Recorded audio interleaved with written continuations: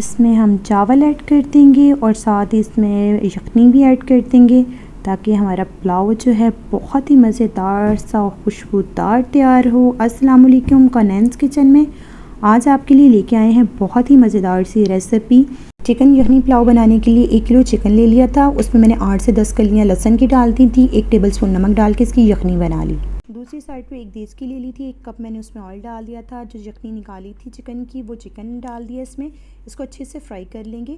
साथ ही इसमें डालेंगे हम साबुत मसाले। साबुत मसालों में 8 से 10 काली मिर्चें, 1 टेबलस्पून ज़ीरा और 1 बड़ी इलायची डाल के इसको इसके साथ अच्छे से फ्राई कर लेंगे। साथ ही इसमें जाएगा 1 टेबलस्पून गरम मसाला, 2 टेबलस्पून पुलाव मसाला और 2 टेबलस्पून काली मिर्चों का पाउडर और 3 टेबलस्पून जाएगा इसमें नमक। चिकन हमारा थोड़ा सा जब फ्राई हो जाएगा तो साथ ही इसमें ऐड कर देंगे 6 अदद टमाटर, 3 से 4 अदद हरी मिर्चें और थोड़ा सा लंबा कटा हुआ अदरक। इसके साथ इसको अच्छे से भून लेंगे।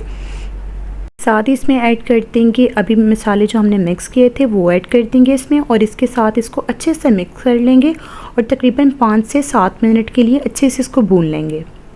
बहुत मज़े का ये पुलाव बनता है, बहुत खुशबूदार, काली मिर्चों के साथ इसका फ्लेवर बहुत अच्छा निकलता है। साथ ही इसमें ऐड कर देंगे 5 से 6 अदद खुशक आलू बुखारे। आलू बुखारे डाल के इसकी अच्छी से बुनाई कर लेंगे। साथ ही इसमें ऐड कर देंगे 1 कप दही, थोड़ा सा पानी ऐड कर देंगे और इसकी अच्छे से बुनाई कर लेंगे। तकरीबन 5 से 7 मिनट के लिए इसको अच्छे से भून लेंगे। हम इसको 5 मिनट के लिए कवर करके छोड़ देंगे और दूसरी साइड पे जो हमने यखनी तैयार की थी इसको अच्छे से छान लेंगे।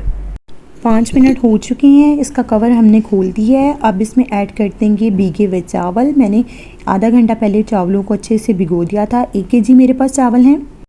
चावल डालने के बाद साथ ही इसमें ऐड कर देंगे यखनी जो हमने छान के सेपरेट कर ली थी। मेरे पास 4 गिलास चावल थे इसलिए मैंने इसमें 8 गिलास यखनी का इस्तेमाल किया है।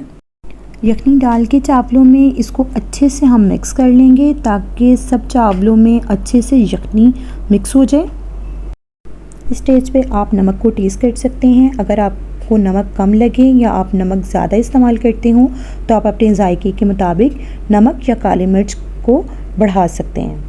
अब हम इसको इतना पकाएंगे कि ये सारा पानी ड्राई हो जाए और चावलों में इस तरीके के सुराख बनने स्टार्ट हो। ये देखिए माशाल्लाह से पानी बिल्कुल ड्राई हो चुका और आप इसका कलर देखें कि बहुत खूबसूरत अभी से कलर आया है और बहुत प्यारी खुशबू आ रही है। ये देखें इस तरीके के जब आपके चावलों में सुराख बनना स्टार्ट हो जाएं, पानी ड्राई हो जाए तो इसके नीचे आप तवा रख दें देचकी के नीचे और इसको कवर करके 15 मिनट के लिए इसको दम पे लगा दें।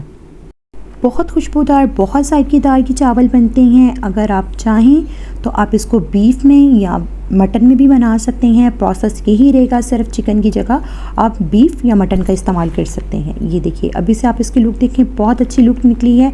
अब इसको कवर करके 15 मिनट के लिए दम लगा देंगे।